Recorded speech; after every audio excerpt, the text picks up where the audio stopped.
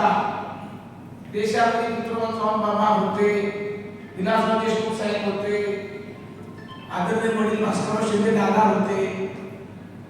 या सगळ्यांचं एक मोठा पॉलिटिकल बॅकिंग त्या ठिकाणी आपल्याला या सगळ्या विकास कामामध्ये होतं. देशात राज्यात काँग्रेस सरकार होतं. 2014 पासून काही आपल्याला माहिती आहे पद्धतीने त्याच्यावर काही भाष्य करणार नाही.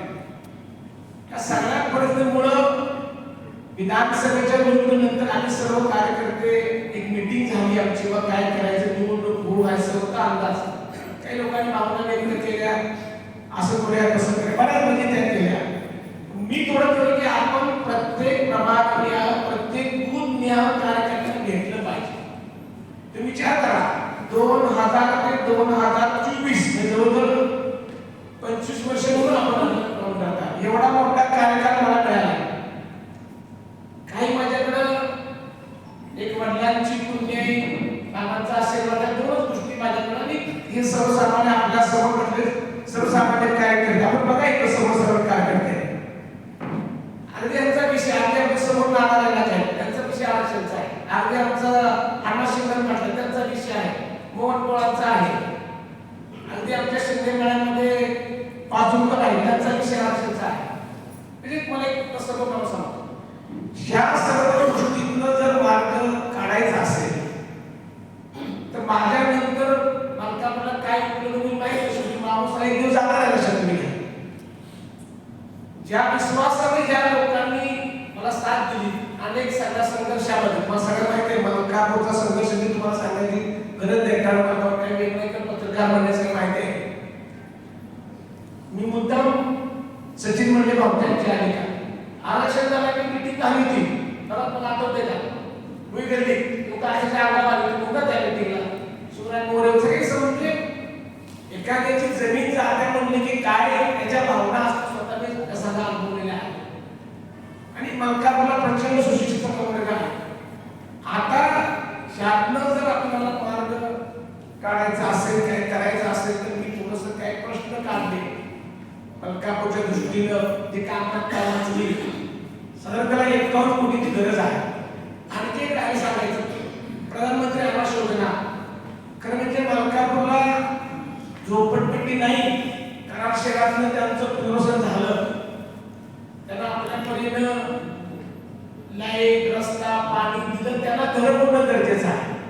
ती घरं सुद्धा आपली मंजूर झाली, पण जागा ती नावावर कराड नगरपालिकेने प्रस्ताव आम्ही केला होता, ते रद्द झालं. ती सुद्धा 5 ते 7 घरं आपल्याला मागायची. तो मोठा प्रश्न त्या तिथल्या विभागातला आहे. ह्या सगळ्या गोष्टी करत असताना ज्या गोष्टीचं मी अवलंबन केलं तुमच्या पुढे बघा, 51 कोटीचा निधी त्याकरता आवश्यकता आहे.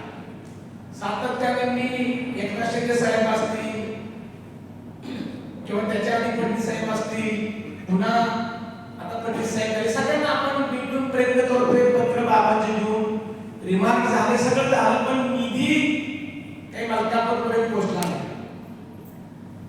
अनेक लोकांना भेटल्यावर चर्चा झाल्या, काय करणार, कसं करायचं, अनेक गोष्टी कशा आहेत. या सर्वांचा विचार करून आपण मुख्य प्रवाहात गेलं पाहिजे. आता मला व्यक्तिगत विचार तर हा निर्णय माझ्याकरता फार कठीण आहे. तुम्हाला ठीक आहे, आता म्हणजे आपण थोडे आपले संबंध मित्रत्वाचे लक्षात तुम्ही घ्या, फार सगळं मला कठीण आहे. परंतु गेली 24 वर्ष जी सर्वसामान्य जनता माझ्या वाटचालीमध्ये माझ्या बरोबर आहे, जर आपण त्यांना न्याय देऊ शकलो नाही, प्रश्न तुमच्या पुढं मांडले तर आपल्याला काळ माफ करणार नाही. शेवटी चांगलं झालं सुद्धा काढतात, कमी घेतात चांगल्या विषय, पण इतर हे नाही केलं तर बऱ्यापैकी आपल्याला त्याचं एक गालबोट लागेल ही भावना माझ्या मनामध्ये तयार झाली. अनेक आमच्या लोकांच्यावर चर्चा केली, राजकीय बिगर राजकीय म्हणा, जे आपल्यावर समाजकार्य करण्याची सगळी चर्चा करून या निर्णयापर्यंत आलो की आपल्याला या प्रवाहात गेलं पाहिजे.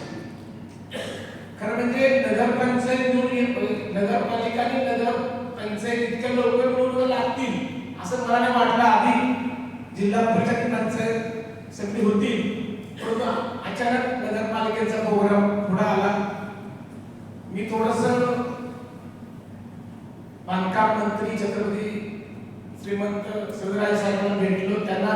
रस्त्याचे प्रश्न आता मी मला मानले सांगितलं मार्केटांचा पण आहे की शेवटी निधी हा मलकापूर ग्रामपंचायती नगर फार मोठा प्रमाणात दिला शकतो मी काय जुनी नगरपालिका नाही स्वतःचे फंड नाही शासनाच्या ह्याच्यावर बऱ्यापैकी आपण सगळं योजनेमार्फत काम करू शकतो त्यांच्याशी चर्चा केली सुद्धा त्याला बऱ्याच सकारात्मक प्रतिसाद दिला माननीय मुख्यमंत्र्यांना भेटलो त्यांनी सुद्धा त्यांच्या काळामध्ये 14 ते 19च्या काळामध्ये मनीषा कैसकर काळामध्ये प्रधान सचिव नगर विकासच्या होत्या मला सगळ्यांना माहिती असतं त्यांनी आपल्याला अनेक योजना मदत केली चांगलं काम आहे स्वच्छ भारत असेल पर्यावरण संवर्धन असेल अमृत मध्ये असेल त्यांनी मदत केली त्याची आपण त्यांनी करून दिली आणि मी त्याला एक पुस्तक मला दिले माझ्या फोटोमध्ये बघा काय मलकापूरचं रिक्वायरमेंट आहे मी माझ्याकरता काही त्यांनी मागितलं नाही ते मला काहीतरी पाहिजे मला माझ्या शहराकरता गावाकरता या गोष्टी करणं अभिप्रेत आहे हा एवढा निधी अपेक्षित आहे त्यांनी शांतपणे ऐकून घेतलं या विभागाचे लोकप्रतिनिधी आणि आमदार अतुल बाबा त्या ठिकाणी होते शिवेंद्रराजे होते आमचे नातेवाईक धुळ्याचे उदार पाटील होते अनेक 2 अधिकारी होते आणि मग चर्चा केली तुम्ही मुख्य प्रवाहामध्ये जर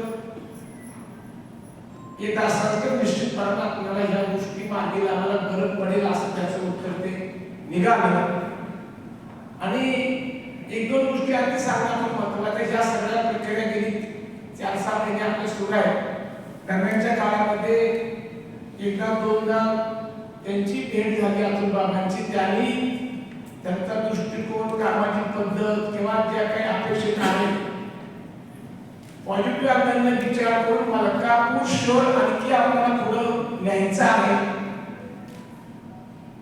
जसं तुम्ही मलकापूरमध्ये काम करतो आम्ही काय आमच्या मंडळी काम करताय त्यांचे काय प्रश्न आहेत आपण एकत्रित सामोरं गेलो तर आणखी गतीने त्याला त्या कामाला गती ह्या भावनेनं आपण त्यापर्यंत पोहोचलो आणि बरेच दिवस लोकांना उत्सुकता आहे फक्त पेपर फुटला का नाही नेहमी आपण म्हणतो उत्सुकता आहे की नेमकं आपण काय करणार पण थोडं आपण मुख्य प्रवाह भाजपमध्ये जाण्याचा निर्णय घेतलेला आहे आणि नेमकं त्या मार्ग घेण्यामागं किंवा जाण्यामागं हा जो तुमच्यामध्ये मी आलेख वाचला एकमेव कारण आहे मला व्यक्तिशा मनोरंजनाला कुठं जाऊन काही मिळणार नाही मी मलकापूरचा विकास एक गोळ्या दिदीश्री आमची महिला असल्या सगळ्या नगराध्यक्षांनी सादर झालं आमचे पहिले नगराध्यक्ष होते